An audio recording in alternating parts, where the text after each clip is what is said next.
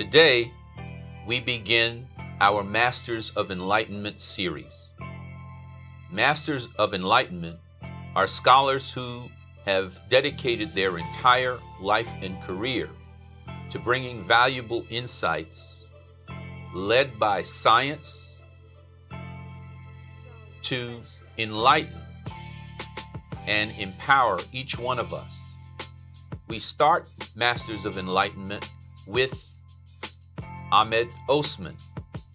Ahmed Osman is a noted Egyptologist, and he has a very different view of the history of the Bible. Ahmed Osman has spent more than 50 years researching the identity of the biblical patriarchs, David, Solomon, Moses, and Jesus the Messiah. We are happy to have Ahmed Osman with us today in the Masters of Enlightenment series and in the Masterclass Spotlight. So we begin today on our own quest for enlightenment with Professor Ahmed Osman. Professor Osman is going to join us from London for 5 groundbreaking interviews into the secret origin of the Bible. What is that secret? Well, you've got to tune in to find out. So we look forward to sharing this scholar's powerful work and revealing the secret origin of the Bible with you, our Masterclass audience.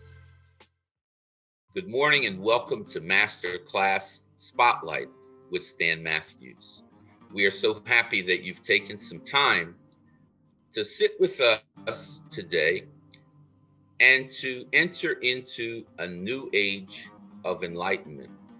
And I want to share with you the Masters of Enlightenment, a group of scholars who have made their life's work the study, the analysis, the reality, and the impact of Nile Valley civilization. The Masterclass seeks to do 4 things for our viewers. Seek to educate, we seek to engage, we seek to inspire, and we seek to enlighten. And we're happy to be joined this day by Ahmed Osman, a lifelong scholar of Nile Valley civilization, a somewhat groundbreaking scholar in what he shares. Dr. Osman has made a major part of his work using science to turn mythological characters from our past into flesh and blood and factual people. Yes, real people. And so today we begin the Masters of Enlightenment, this segment of Masters of Enlightenment, as we enter in this new age of enlightenment.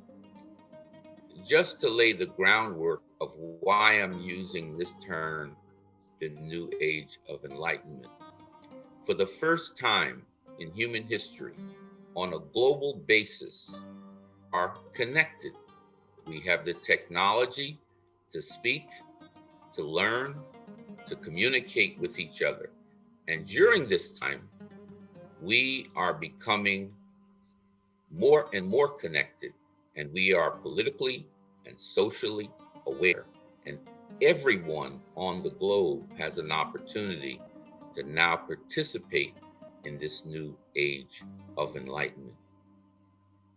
7,000 years ago, the world's first superhighway was formed.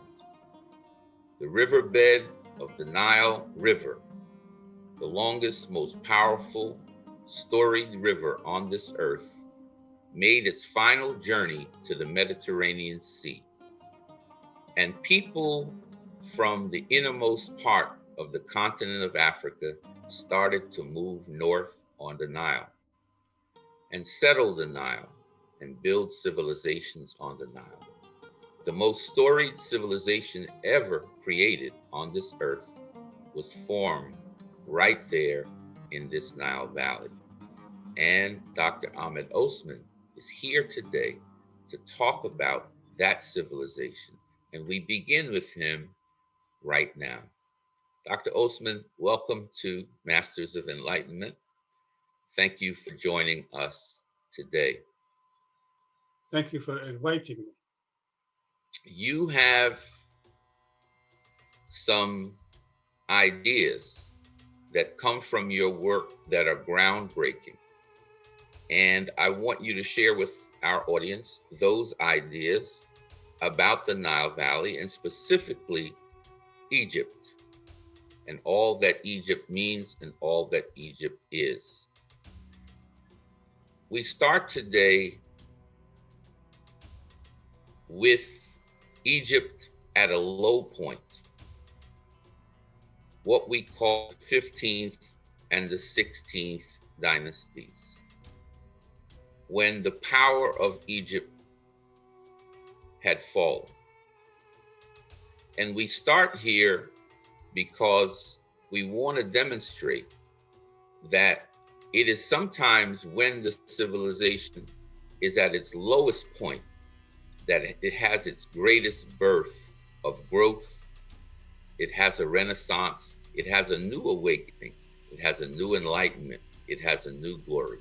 So as we start this morning, Dr. Osman, what happened to cause Egypt, the most powerful nation of the world at that time, to fall into decline? What happened in the 15th and the 16th dynasty?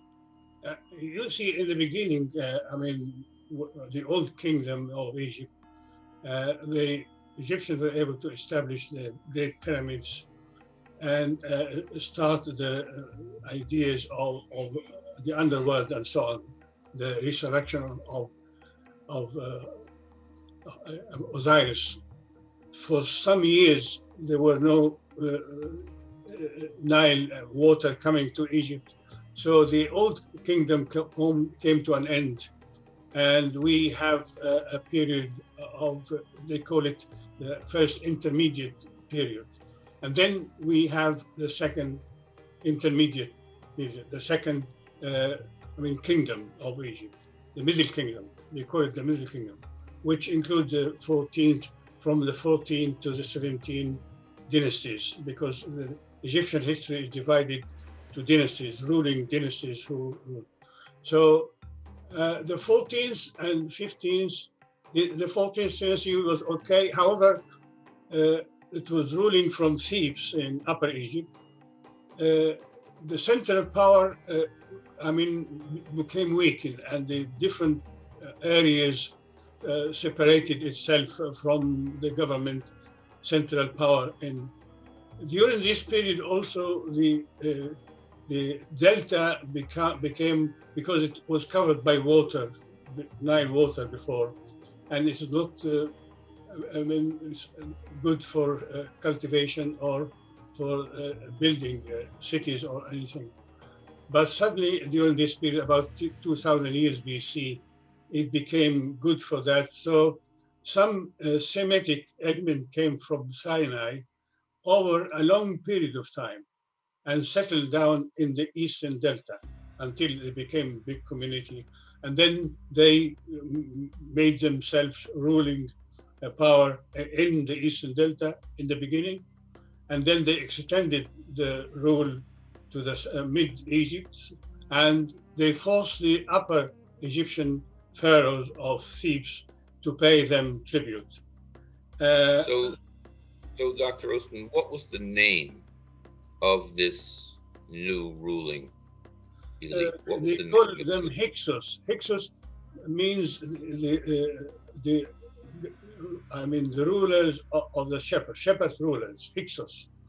And this Hyksos ruled Egypt for some time. And the importance of the 17th dynasty at the end, the three or the two last rulers of the 17th dynasty, what they did really is they started, liberating Egypt from this foreign rulers, Hyksos rulers. Now, for purposes of identification, it was a father, from what we understand, Sekenenre Tau, and his two sons. What were the sons' names, Dr. Osman? The son's name was Sekenenra Tau and Kamos. The story goes, in Upper Egypt, they were paying tribute to the Hyksos ruler in the Delta. However, one day, the Apophis, the Hyksos ruler was called Apophis, sent a message to Sekenenra saying that the hippopotamus make a noise in the Upper Egypt, in the thieves, which makes him unable to sleep. So it was a little bit too much. So they started fighting. This created the fight. However, Sekenenra Tau was killed. They found his mummy and his skull has been damaged. It shows that he was killed in fighting. Nevertheless, his son and descendant, Kamos, who was last of the 17th century kings, made his army, and they usually sail, because sailed and died. They cannot walk or barge all the way. So they sailed north, and they went and they were able, the Hyksos rulers were settled in northern Sinai town, the border town of Egypt really, was at the time was called Avaris. Now it's called northern Delta. Tel Hebwa, its modern name is Tel Hebwa. Anyhow, he went there and he was able, to defeat the Hyksos, and the rulers of the Hyksos had to escape, and they went to Canaan at the time. However, it is not, you see, people wonder, who are these Hyksos? Where did they come from? And the original idea was, it was thought that these people came from Canaan, somewhere from Canaan. They are Bedouin and they are Semites.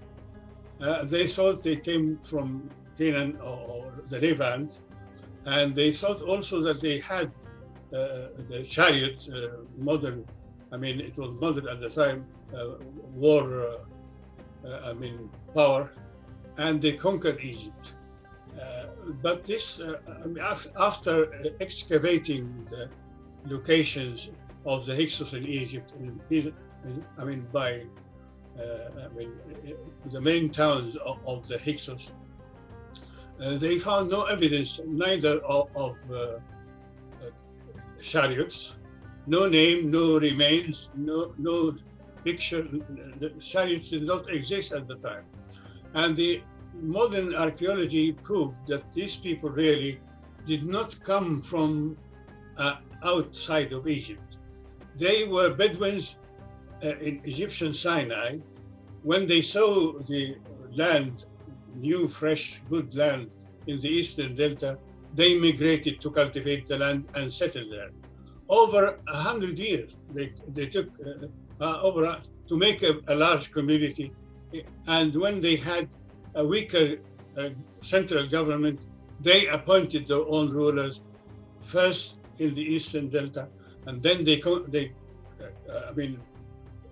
went south to the Middle Egypt, and they established the authority over all the country. So they were not coming as, and this is can be shown from the fact that they introduced no new culture, no foreign culture. They worship Seth Set is the Egyptian deity who killed his brother Osiris.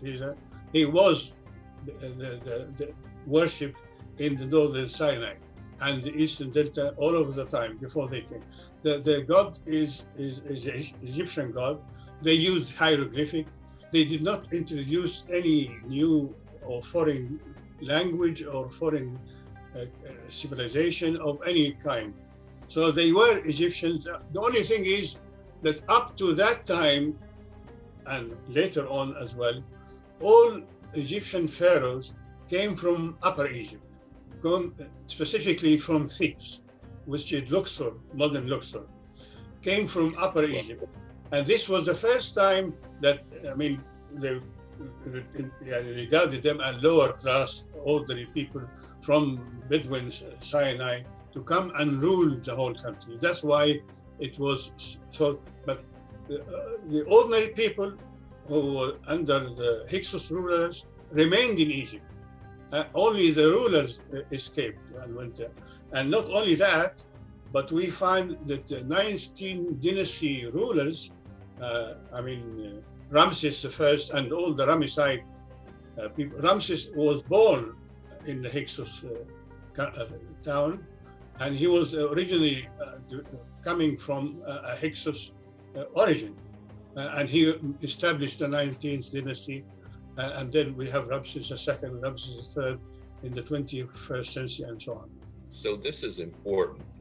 What you're saying, and correct me if I'm wrong, you're saying that the Hyksos were a community of Egyptians, different in appearance, certainly, but in terms of their cultural orientation and their spiritual orientation, Egyptians nonetheless. They certainly were Egyptian. We did not know that before. It is only after the excavation of their towns, their remains. They did not bury their rulers in tombs like the same like Egypt, like Upper Egypt, but they have the same culture, the same language, the same.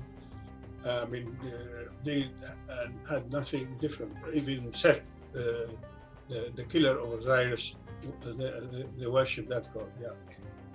Is that why Sekenenre and his two sons, Ahmose and Kamose, thought that they were the rightful rulers of Egypt because Thebes had historically been the seat of power? Yeah, this is the idea. The Theban people, Egyptians, thought that they because they were the first to unify the two countries. The King Menes came from Upper Egypt, and he made the unification of Upper and Lower Egypt in one country. So since that time, all rulers came from the south, from Thebes. So they thought that Hatshepsut says, these ignorant people, Hatshepsut of the 18th dynasty, ignorant people came to rule us. They thought, as you see, upper class look at the ordinary people as have no right to rule. Yeah, this is the kind of idea. Yeah, it was Kamos started the fight, but it was his son Ahmose who kicked them out, and he established the 18th dynasty, the most important dynasty in Egyptian history. So now we enter the Great 18th, and the names from this period still ring in the ears of people all across the globes.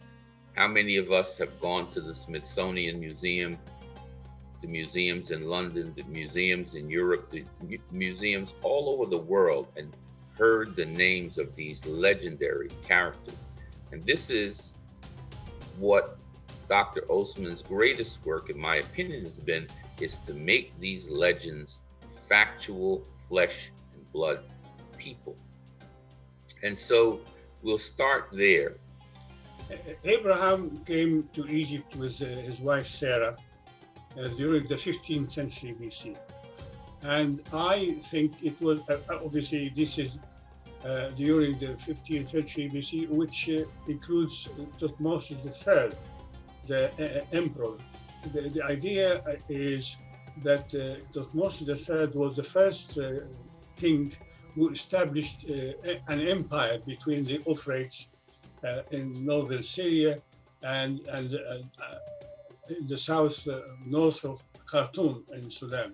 He is, our civilization developed as well as our political establishment, from a village to a town to a city to a country to an empire. So with an empire, you have more money, you have more power, you have more authority. And I think it was during the time of Thutmose III that Abraham came to Egypt with his wife Sarah. This encounter sets in motion, brings together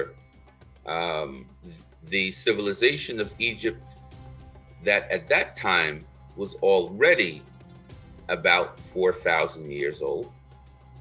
And now we have the connection with a biblical figure.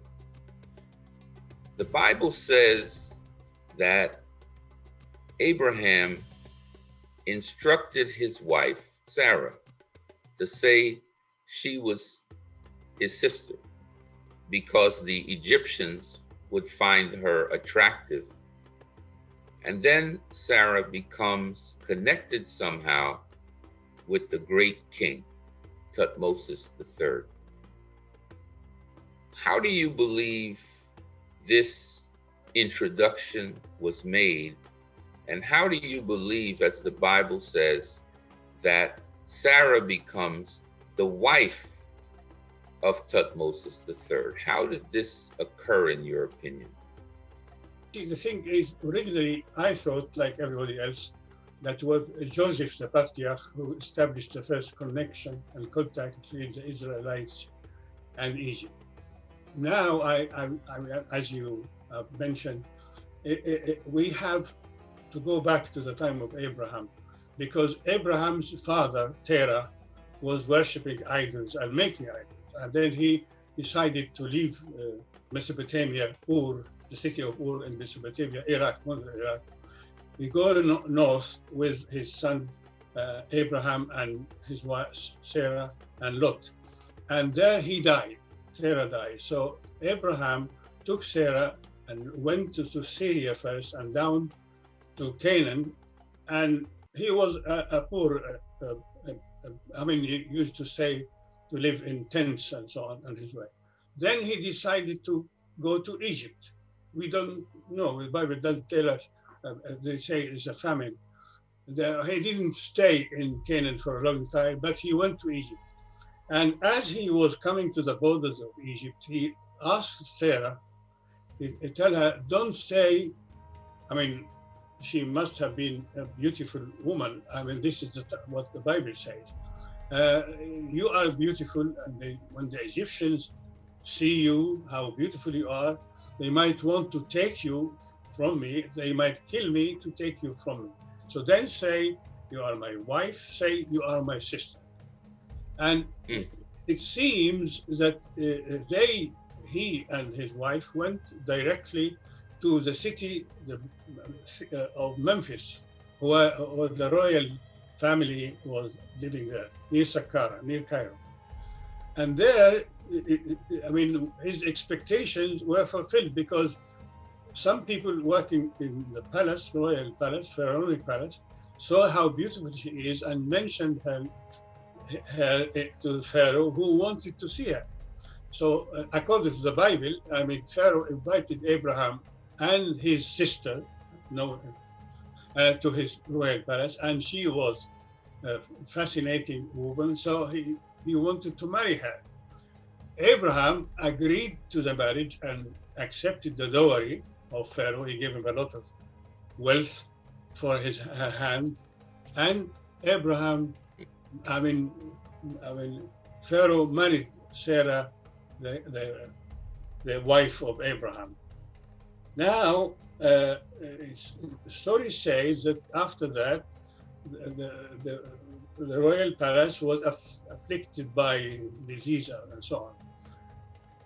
But it seems, because the moralities of the Egyptians, as stated in the chapter 125 of the Book of the Dead, the Egyptian have to swear at the court of Osiris that he has not taken the woman of another man. So it seems that Pharaoh knew that, somehow, that Sarah was a wife of Abraham and not his sister. So he called him and told him, why did you do that to me? Why didn't you tell me she was your wife?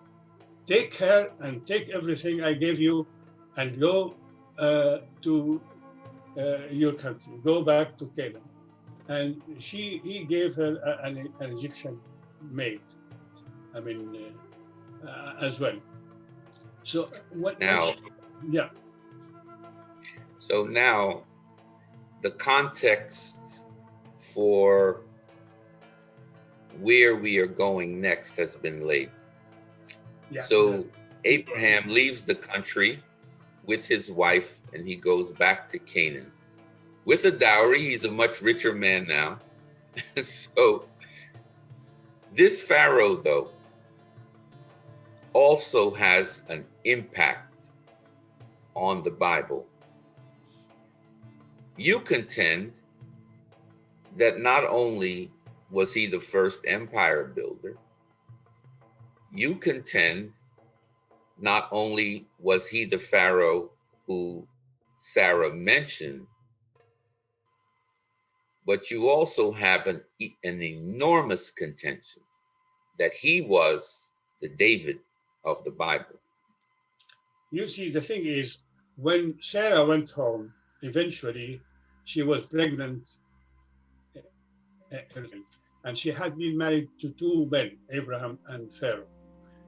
Who is the son, her son? Who is the father of her son?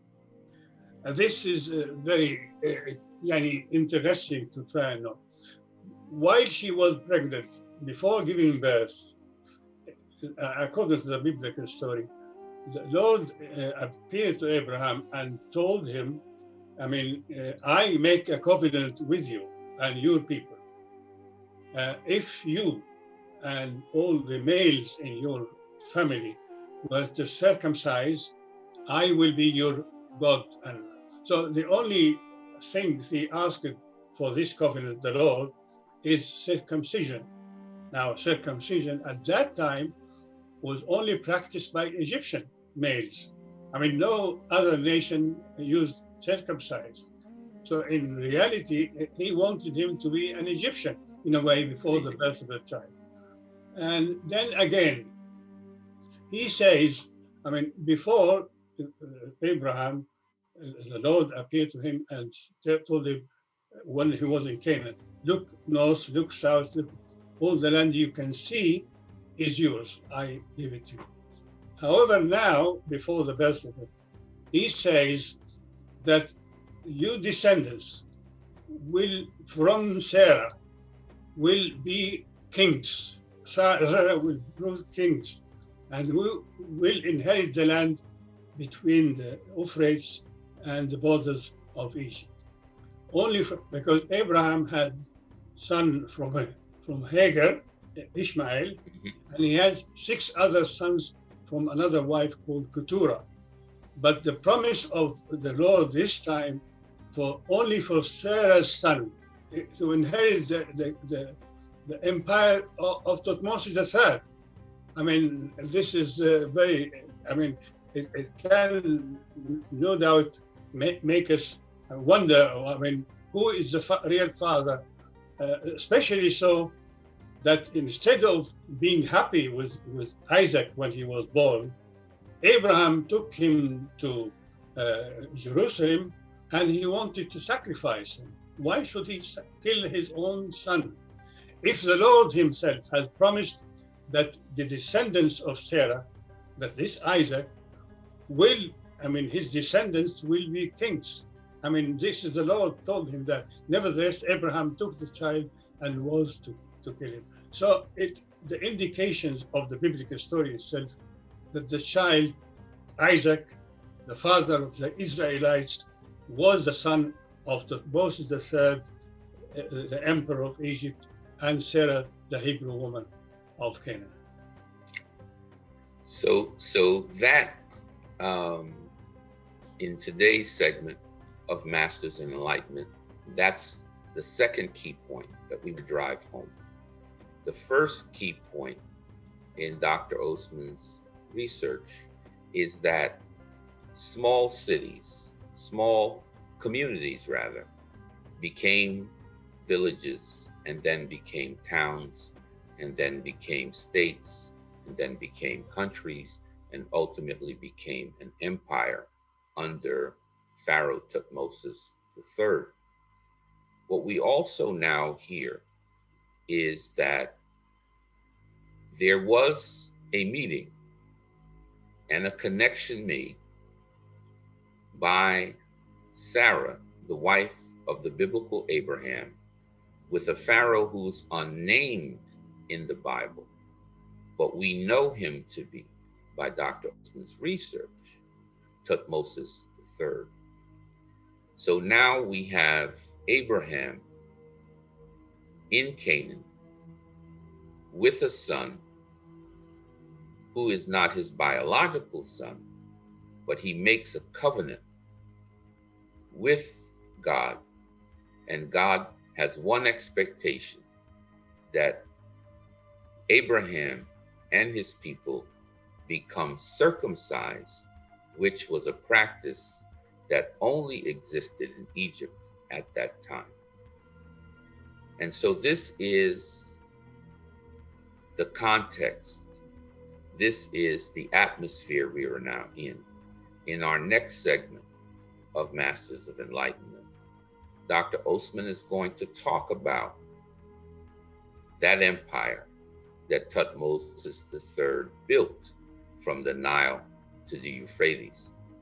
I invite you to join us in our second segment with Dr. Ahmed Osman, who will share with you how and when Thutmose III built the first world empire between the Nile and the Euphrates. This is Stan Matthews in the Masterclass Spotlight. We look forward to seeing you next time when we talk about the world's first empire.